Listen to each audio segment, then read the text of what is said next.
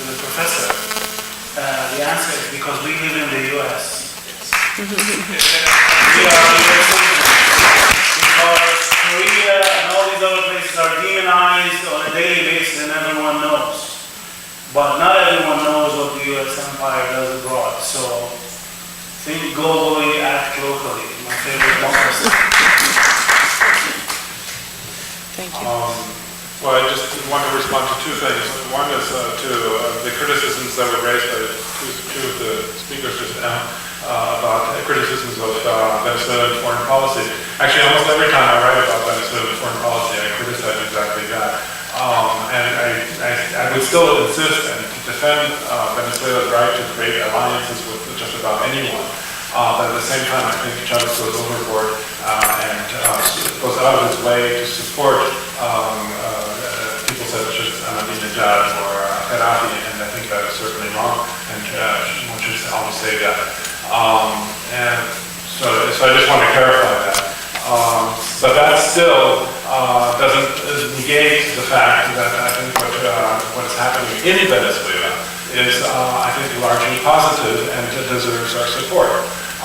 Even if we don't agree with everything that Chavez does, and one of those things that we might not agree with, or that I don't agree with, is his outspoken support for some Middle Eastern leaders or presidents.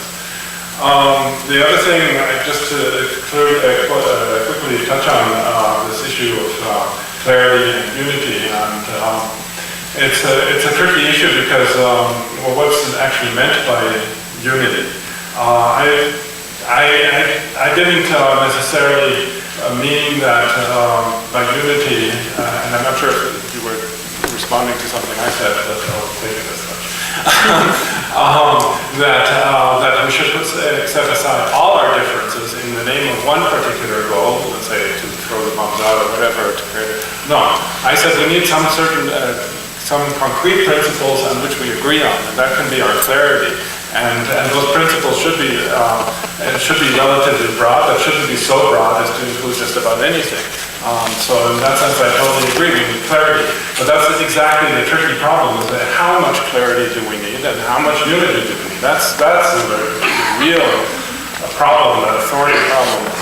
And I don't have a clear answer to that. I think that will have to evolve, but I think clearly, from where I stand, I think advocating only one path towards revolution is too much clarity. I think, and that's why I wouldn't say that also only one particular model of institutions that we strive for is the clarity that we need. I think we have to be a little bit more open, because otherwise we're never going to reach beyond the size of the groups that we already have. So clearly we need to broaden our horizons and find broader points of unity, and that will hopefully provide some real change, whether that's a revolution or something slower, I don't know. I think that's the other problem, is we can't insist only on revolution. I'm not saying that you are, but you're raising that a lot, whereas I would say, well, if we can only make a small grain, we should work for that as well, even while still keeping a revolution inside.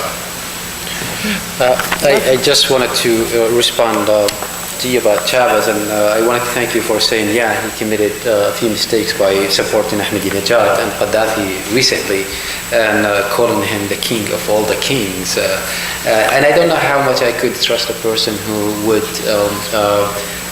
commit such a thing when Gaddafi is literally razing cities and killing thousands of people. And in terms of Venezuela, I don't know what kind of democracy is taking place, because Chavez is slowly confiscating any act of democracy and implementing a new dictatorship in that country. Okay, so I wanted to begin by saying the term, what does it take to build a left, to be a leftist, this has been thrown around a lot. And I just want to say the point of departure for myself, for the Revolutionary Communist Party, and I hope for people in this room and beyond increasingly, is not how to be a leftist. It's actually how to change the world. And you have to proceed from, why do I say a revolution is necessary? Not because it's my thing, but because the world really is locked in an integrated global economic system.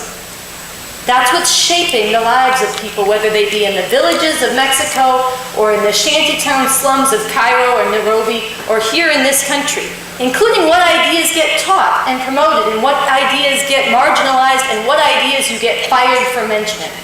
Okay, all of this is shaped and controlled by this. And you either get out of that, and it's all rooted on commodity production and exchange and private ownership of that for profit. Mass socialized production throughout the world and private ownership. And you either break that grip or you get back into it, or you don't break it. And the point is, it's not just, I don't think Islamic fundamentalism and US imperialism are just ideologically challenging each other. They're actually locking people in to ways of life, productive relations, social relations that are outmoded.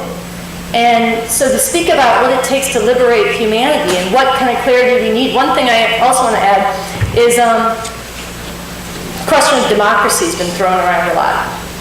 Democracy, to talk about democracy in a world that is divided into classes, antagonistic classes and antagonistic powers, without talking about what kind of democracy, what nature, what class rule that democracy is serving and advancing, is meaningless and worse. It covers over more fundamental relations.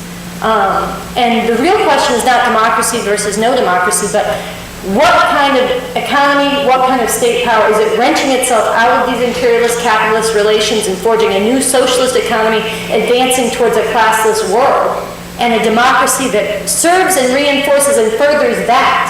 Or are you talking about democratic structures mapped onto imperialist relations, whether they be in the client regimes or whether they be in the ruling powers, where you can vote between two pro-war candidates? I mean, these are absurdities. They cover over the class nature of what's going on beneath the surface.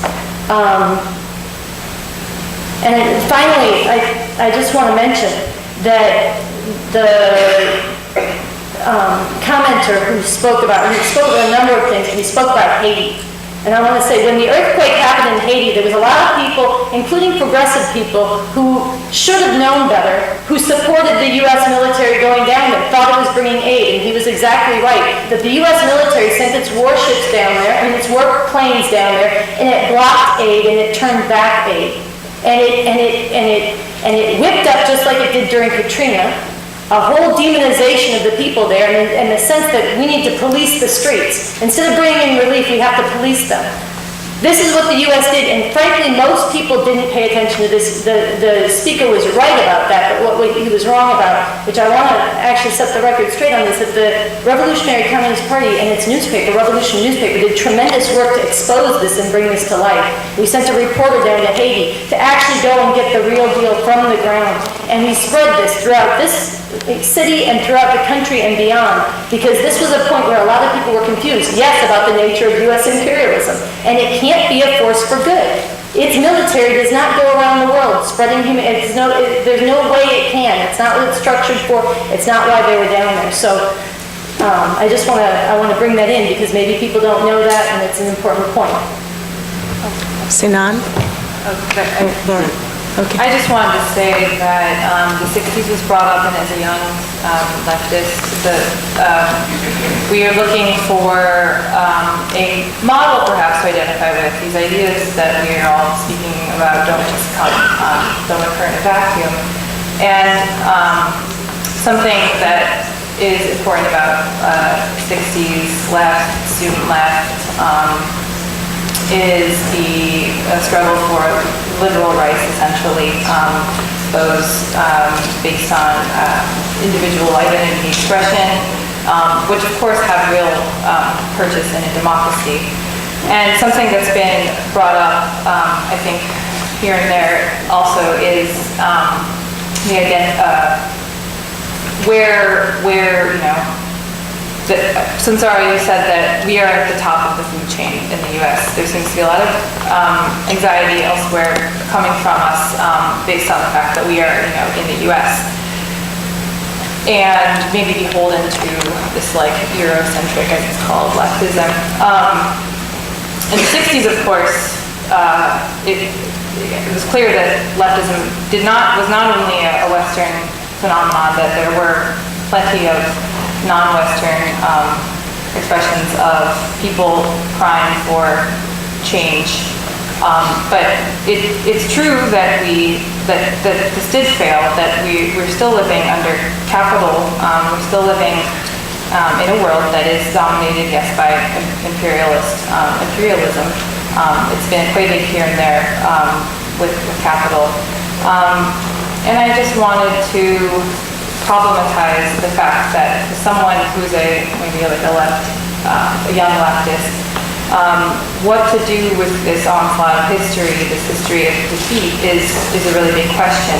It's not enough to say, we all agree Islamism is bad, imperialism is bad, people should have the right to be Muslim if they want to, of course, they practice whatever religion they want, all of these things we agree on, and we're talking like this is just going to happen now as we speak, but these are real defeats that we're actually speaking about, and we're speaking about them as they're all wins. They're accumulating.